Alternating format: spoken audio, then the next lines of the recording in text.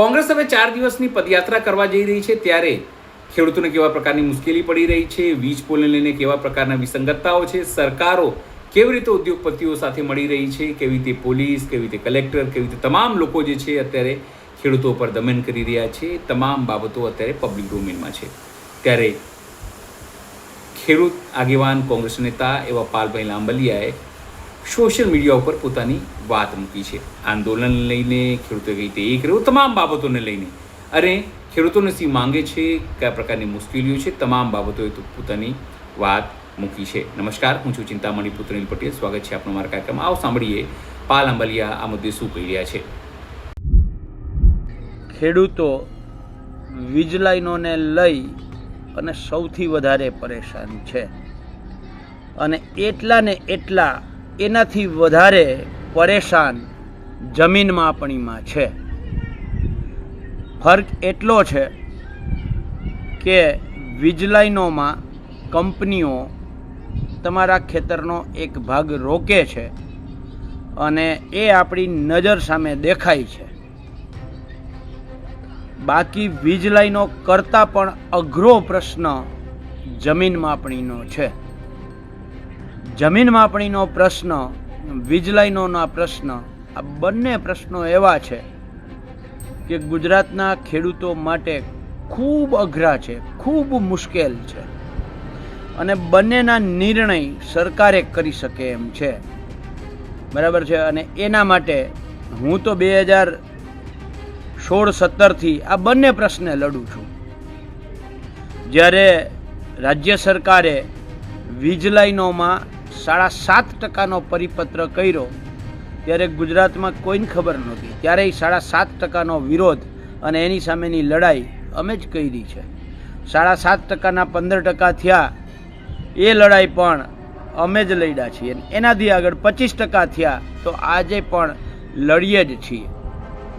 વીજ લાઈનોના કાયદા હોય, વીજ લાઈનોના કાયદાથી અધિકારીઓ સાથેની વાત હોય, વીજ લાઈનોના કાયદાથી કંપની કાયદાઓ ભંગ કરીને જ્યાં જ્યાં થાંભલા ઊભા કરતી હતી એની સામે થાંભલે જઈ અને કાયદાથી વાત કરી અને કામ બંધ કરાવવાની લડાઈ પણ લડ્યા છીએ. અને એવી જ રીતે જમીન માપણીમાં આજે હું ગર્વથી કહી શકું, ગિરધરભાઈ વાઘેલા અને અમે જે આખી ગુજરાતમાં જે મુહિમ ચલાવી, લડાઈ કરી, કોંગ્રેસ પક્ષે, કિસાન કોંગ્રેસ જે લડાઈ કરી, એનું પરિણામ એ છે કે આજે ગુજરાતના 6000 ગામો બચી શક્યા છે. એનું સંતોષ છે. પણ હારે હારે દુઃખ એ વાતનું છે કે ગુજરાતના અંદાજે 12000 ગામો, ગુજરાતના 12000 ગામો એવા છે કે જ્યાં પ્રમોલ્ગેશન થઈ ગયું છે અને એ પ્રમોલ્ગેશન જ્યાં જ્યાં થયેલું છે એ ગામોમાં આજની તારીખમાં ભૂલ ભરેલા છે. એ સર્વે નંબર જે છે એ લગભગ 84 લાખ જેટલા સર્વે નંબર થાય છે. પણ તેમ છતાંય 6000 ગામોને બચાવી શક્યા. આજે મોરબી જિલ્લામાં જમીન માપણીનો પ્રશ્ન ક્યાંય નથી. માત્ર 4 જ ગામ જમીન માપણીના ભોગ બન્યા છે. બાકીનો આખો મોરબી જિલ્લો બચી ગયો છે. તો એના માટે અમે લડ્યા છીએ એટલે બચ્યો છે. અને આમાં કોઈ કરતા કોઈ એક વ્યક્તિ આવીને એમ ના કહી શકે અમારા સિવાય કે અમે આમાં લડાઈ કરી છે. સંપૂર્ણ લડાઈ પાલભાઈ આંબલિયા, ગિરધરભાઈ વાઘેલાએ ઊભી કરી, એમાં સતત લડ્યા. અને કોંગ્રેસ પક્ષે, કિસાન કોંગ્રેસે એમાં તાલુકા મથકે, જિલ્લા મથકે આવેદનો, ધરણા, પ્રદર્શન, ઉપવાસ આંદોલનો કર્યા. એટલે સરકારે 2018માં જમીન માપણીની પ્રક્રિયા આગળ વધારતી અટકાવી, મોકૂફ રાખવાની ફરજ પડી. પણ આજે જે 12000 ગામોમાં ખોટું પ્રમોલ્ગેશન થયું છે એની લડાઈ પણ આપણે લડીએ છીએ. ને આપણે જે ટ્રેક્ટર યાત્રા લઈને ગયા હતા એ ટ્રેક્ટર યાત્રામાં જમીન માપણી અને કાપણી આ મુખ્ય મુદ્દો હતો. કેટલાક લોકો ત્યાં કહેતા હતા કે આમાં વીજ લાઈનોનો પ્રશ્ન જ નથી. અરે ભાઈ, તું કોઈ દિવસ એક સભામાં આવ્યો નથી, તને ખબર જ ક્યાંથી હોય જમીન માપણી અને કાપણીમાં કયા કયા મુદ્દા આવે છે? જમીન માપણી અને કાપણીમાં એક ખોટી અને ભૂલ ભરેલી જમીન માપણી, નંબર 2 વીજ લાઈનોના પ્રશ્નો અને નંબર 3 ખોટી રીતે થતું જમીન સંપાદન. આ ત્રણેય બાબત જમીન માપણી અને કાપણીમાં આવે છે ને પહેલો જ મુદ્દો એ બોર્ડમાં ઉપર લખેલો હતો, જમીનની માપણી અને કાપણી. પણ તમે તો કોઈ દિવસ ક્યાંય ખેડૂતો વચ્ચે આવ્યા નથી, ખેડૂતો ભેગા આવ્યા નથી, ખેડૂતોની સામે વાત કરી એમાં ક્યાંય તમે આવ્યા નથી. એટલે તમને કેમ ખબર હોય કે આમાં જમીન માપણી અને કાપણી એનો મતલબ શું થાય છે? વીજ લાઈનો જે નીકળે છે ને એ તાર છે ને છરીની જેમ જમીનને કાપે છે. આ તાર જે નીકળે છે ને એ તાર જમીનને છરીની જેમ, તલવારની જેમ કાપે છે. કારણ કે 67 મીટરનો કોરિડોર હોય, 46 મીટરનો કોરિડોર હોય, 36 મીટરનો કોરિડોર હોય. એ કોરિડોરમાં ખેડૂતે બિનખેતી નથી કરાવી શકતો, એના બે બાજુના ભાગનો બિનખેતી કરાવી શકે તો આ વચ્ચે તલવાર લાગી છે. અને એના માટે શબ્દ હતો જમીનની કાપણી. એટલે જમીનની માપણી અને જમીનની કાપણી આ બંને શબ્દ પહેલો જ મુદ્દો હતો. મિત્રો, મારે આજે એક વાતની મેં બહુ બધું હમણાં છેલ્લા 4-5 દિવસમાં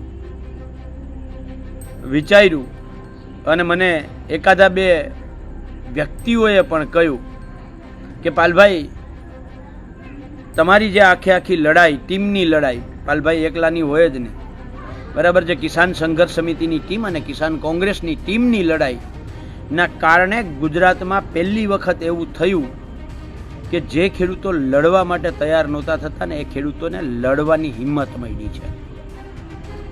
જે ખેડૂતો બોલવા માટે તૈયાર નહોતા થતા ને એ ખેડૂતોને બોલવાની હિંમત મળી છે. ખેડૂતો ટ્રેક્ટર લઈ અને ગાંધીનગર પહોંચ્યા. સરકારને અલ્ટિમેટમ આપવાનું હતું.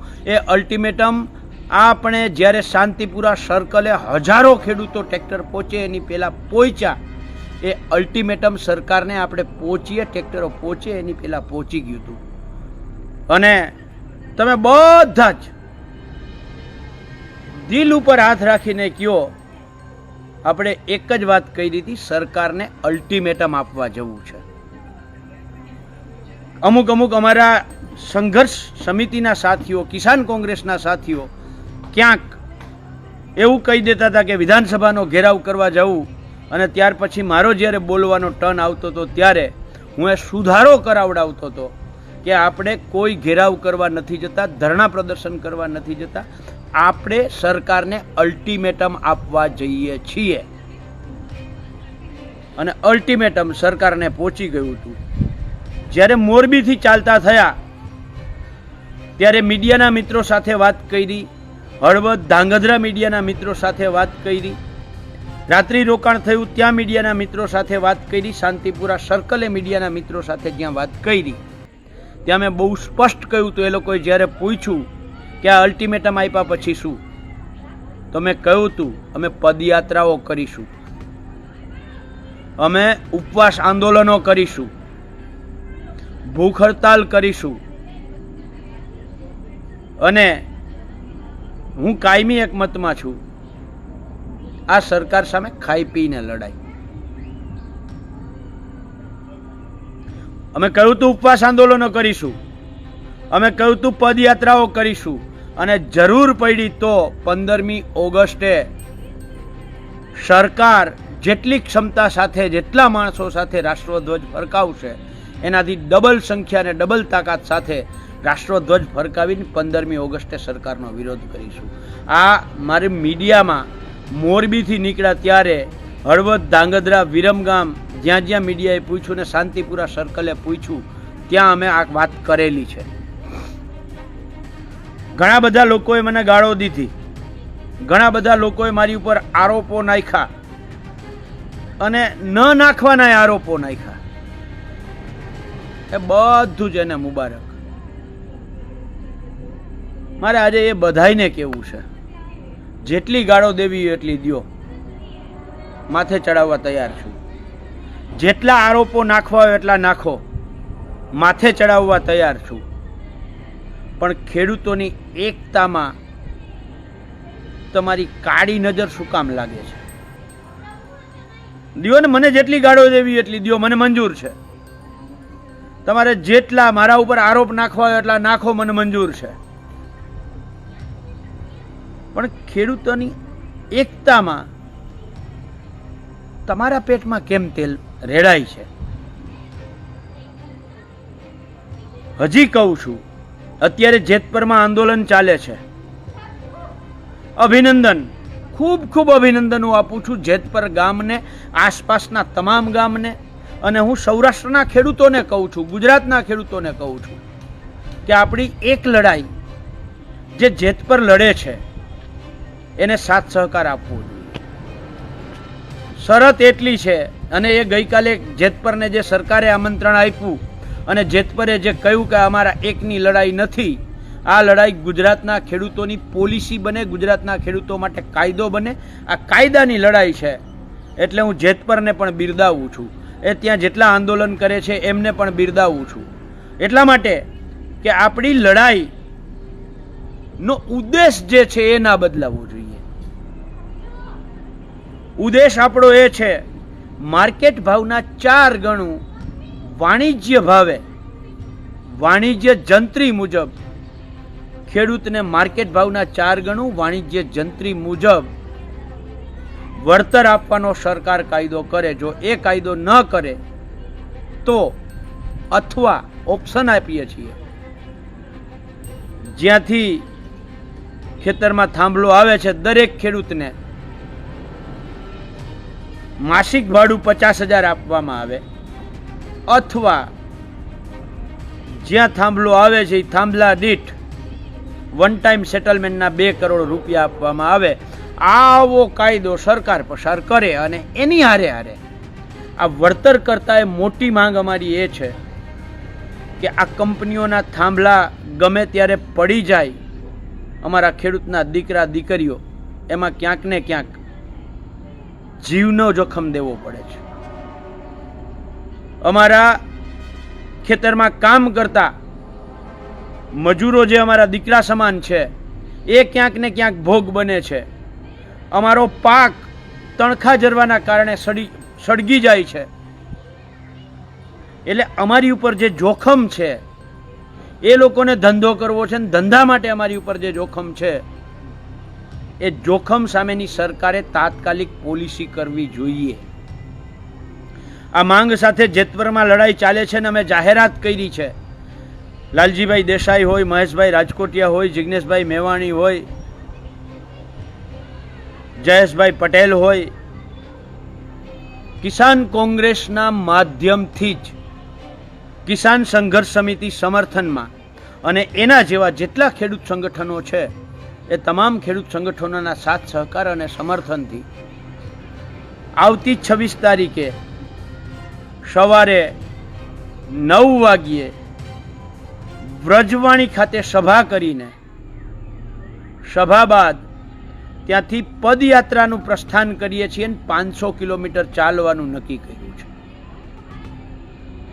500 કિલોમીટર પદયાત્રા કરીને ભગવાન દ્વારકાધીશ પાસે જવું છે અને દ્વારકાધીશને વિનંતી સાથે ફરિયાદ કરવી છે કે હે કાળિયા ઠાકર, આ સરકાર તારા સૌથી મોટા ભક્ત એવા ખેડૂતોની વાત સાંભળવા તૈયાર નથી. તું આને સદબુદ્ધિ આપ અને અમારી જે માંગ છે એ માંગ મુજબ, અને અમારી કાયદા મુજબની માંગ છે એ માંગ મુજબ સરકાર વહેલામાં વહેલી તકે એક પોલિસી બનાવે, કાયદો બનાવે, અને એના માટે જગતના નાથ પાસે જઈએ છીએ. પણ જગતના નાથ પાસે જતા જતા વચ્ચે રસ્તામાં સરકારના નાથ પાસે થઈ અને પસાર થઈશું. હા, મેં સરકારના નાથ કયા છે? સરકારના નાથ એટલે મત દેતો નાગરિક. જે મત આપે છે એ નાગરિક એ સરકારનો નાથ છે. જગતના નાથ પાસે જગતનો તાત જાય, એ જગતનો તાત વચ્ચે રસ્તામાં એક એક ગામે, એક એક ખેતરે, જ્યાં જ્યાં રસ્તામાં મળે એ જગતના તાત સરકારના નાથ પાસે પણ કહેશે કે તમે જેને નાથ બનાવ્યો છે, તમે જેને સત્તામાં બેસાડ્યા છે, બરાબર છે, એને મદ આવી ગયો છે, એને નશો આવ્યો છે, એને અભિમાન ચડી ગયું છે, એટલે એનો નશો પણ ઉતારવો જરૂરી છે. જગતનો તાત સરકારના નાથ પાસેથી વચ્ચેથી પસાર થઈ અને જગતનાથ પાસે એટલે કે દ્વારકાધીશ પાસે પગપાળા યાત્રા કરી અને જઈએ છીએ. હું ગુજરાતના ખેડૂતોને આહવાન કરું છું, હાકલ કરું છું, આમંત્રણ આપું છું.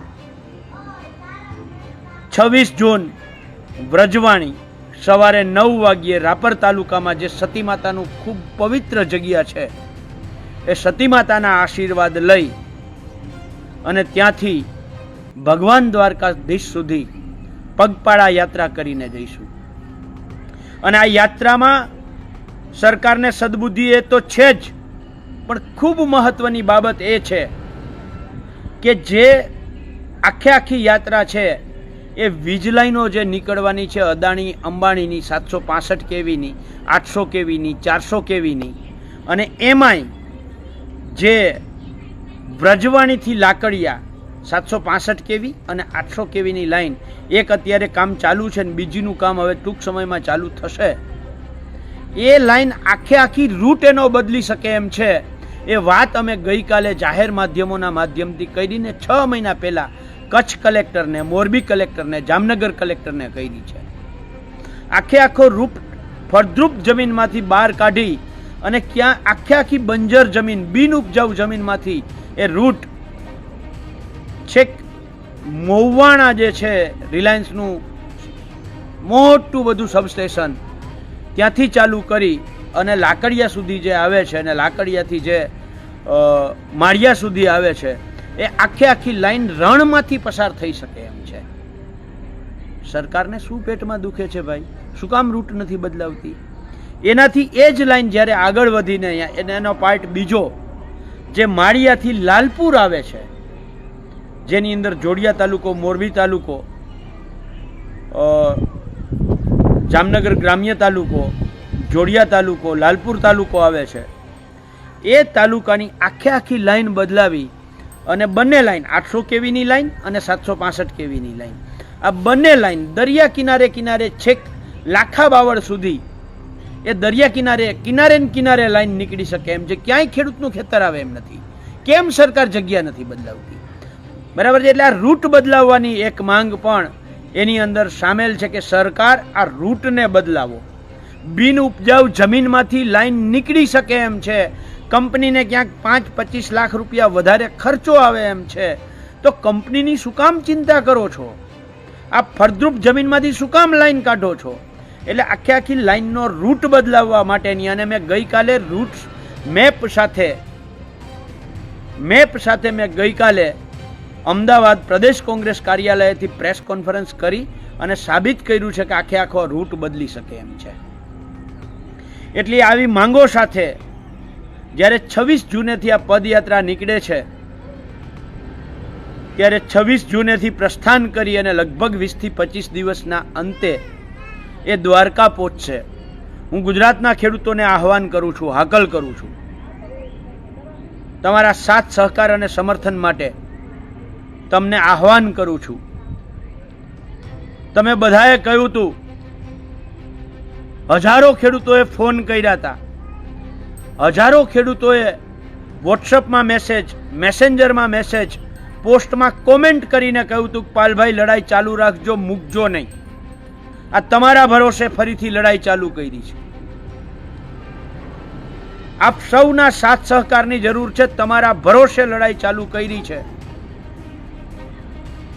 અને ખેડૂતના દીકરા છો, મને ખબર છે, ભરોસો આપ્યા પછી વાવમાં ઉતારીને વરત નહીં કાપો. પૂરેપૂરો ભરોસો છે. એમાં 1% શંકા નથી, લેસ માત્ર શંકા નથી.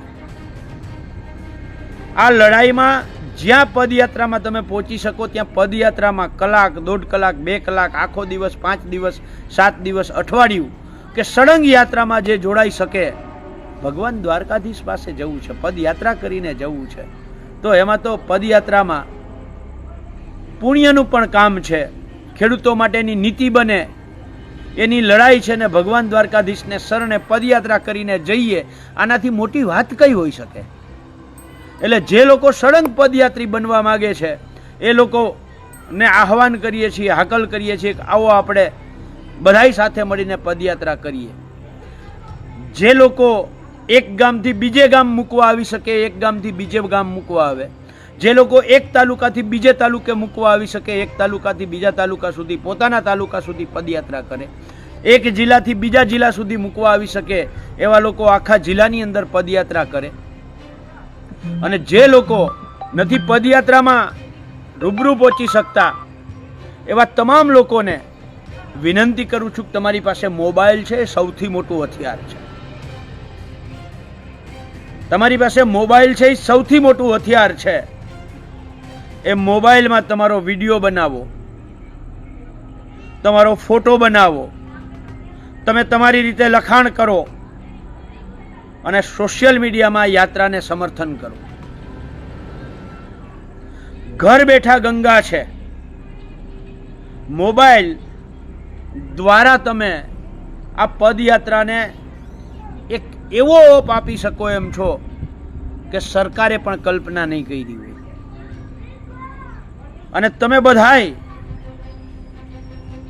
એ જેતપરમાં જે ચાલતું આંદોલન છે એને અને પદયાત્રાને બંનેને, કારણ કે માંગ એક છે, લક્ષ્ય એક છે, લડાઈ એક છે, ઉદ્દેશ એક છે, ત્યારે બંને જગ્યાએ જેતપરને પણ સાથ સહકાર સમર્થન અને હારે હારે પદયાત્રાને પણ સાથ સહકાર સમર્થન ખેડૂતો પણ રણનીતિ કરી શકે છે. સરકારને પણ ખબર પડવી જોઈએ. એક મોરચે ઉપવાસ આંદોલન ચાલે છે, બીજે મોરચે પદયાત્રા ચાલે છે. સરકાર શાનમાં સમજી જાય, ત્રીજા મોરચે ખેડૂતો લડાઈ ચાલુ કરે દક્ષિણ ગુજરાતમાં, એની પહેલા સરકાર શાનમાં સમજી જાય. ખેડૂતો એકે મોરચે બંધ લડાઈ નહીં કરે, અનશન આંદોલન બંધ નહીં કરે, પદયાત્રા બંધ નહીં કરે. ત્રીજો મોરચો અમે ખોલશું તો ત્રીજા મોરચે પણ લડાઈ ચાલુ રહેશે. સરકાર તમારે વીજ કંપનીઓ પાસેથી તમે જેટલા રૂપિયા લીધા હોય એટલા એ કાં તો પાછા દેવા પડશે અથવા તો પોતાની, એટલે ફંડમાં, ચૂંટણી ફંડમાં લીધા હોય ને એની વાત કરું છું. તમારે પોલિસી તો બનાવવી જ પડશે અને પોલિસી બહુ સ્પષ્ટ છે. એનાથી નીચે અમારે કંઈ નહીં ખપે. તમે વળી માર્કેટ ભાવમાં જંત્રી ભાવેથી ટ્રાન્સફર કરીને માર્કેટ ભાવે કરી દો, એમ નહીં. માર્કેટ ભાવના 4 ગણું, તમે ક્યાંક માર્કેટ ભાવના 2 ગણું કરી દો, એમ નહીં. માર્કેટ ભાવનું 4 ગણું, અને એ પણ વાણિજ્ય દરે. આ માંગ સાથે નીકળવાનું છે. અને આપ સૌને વિનંતી છે, ગુજરાતના એક એક ખેડૂત દીકરા દીકરીને વિનંતી છે, ગુજરાતના હજારો ખેડૂતો દીકરાઓ સોશિયલ મીડિયાના ઇન્ફ્લુઅન્સરો છે, હજારો ખેડૂતના દીકરા દીકરીઓ સોશિયલ મીડિયાના ઇન્ફ્લુઅન્સરો છે. એમને વિનંતી છે કે તમે આ ખેડૂત યાત્રા માટે 10 મિનિટ કાઢી અને સમર્થન કરો.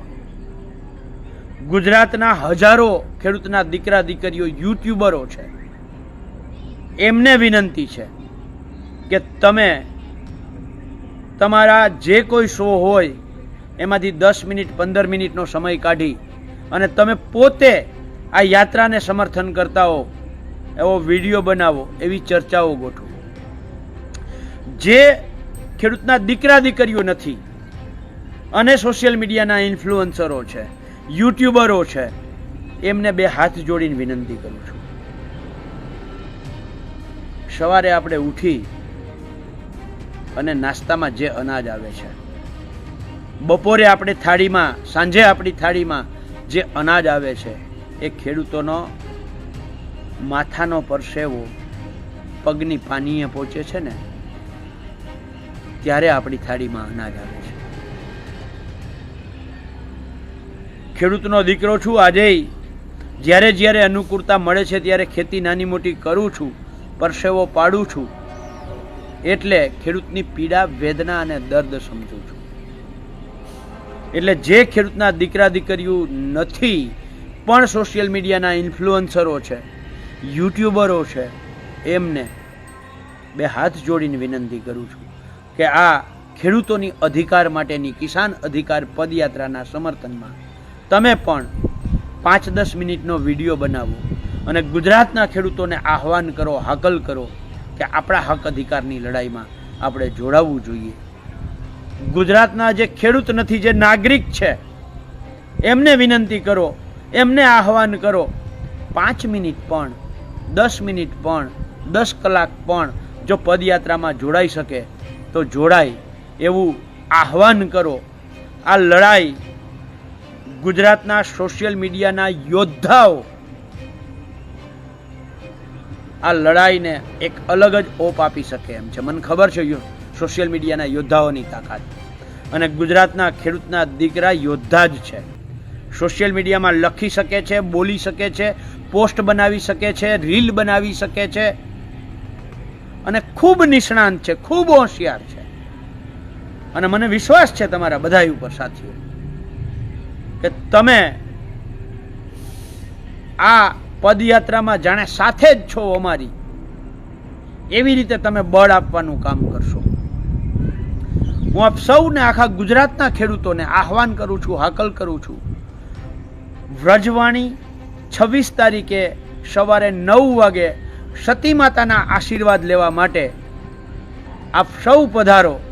આપણે સૌ સાથે મળીને સતી માતાને પ્રાર્થના કરીએ અને આપણે યાત્રાનું પ્રસ્થાન કરીએ. અને એ સમય દરમિયાન સરકારને ક્યાંક સદબુદ્ધિ આવી જાય અને આપણે જે માંગીએ છીએ એવી પોલિસી, એવો કાયદો સરકાર બનાવી દે તો યાત્રા બંધ નહીં કરીએ. દ્વારકાધીશ પાસે જવું છે, જઈશું.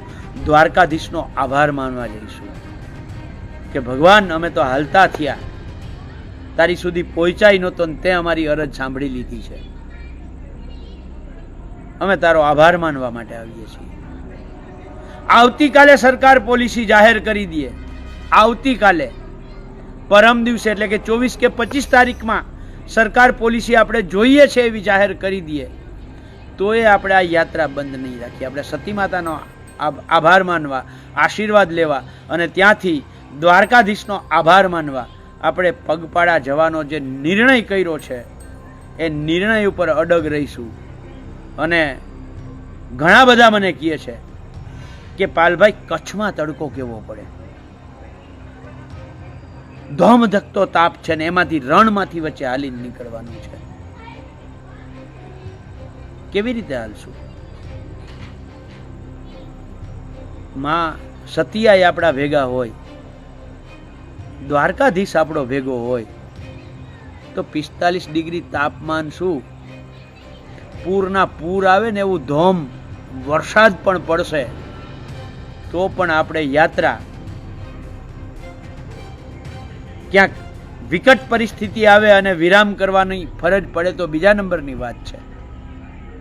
બાકી તાપ પડે, વરસાદ પડે, આપણી યાત્રા આપણે જઈશું. સરકાર પોલિસી બનાવી દે તોય આપણે જઈશું.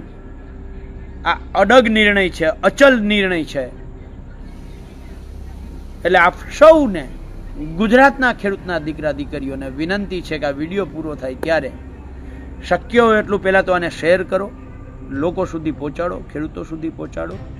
અને તમે પોતે આ યાત્રાના આયોજક છો એવી રીતે, તમે પોતે જ આ પગપાળા જાઓ છો એવી રીતે સોશિયલ મીડિયામાં તમારા વિડીયો બનાવો, સોશિયલ મીડિયામાં તમારી પોસ્ટ મૂકો.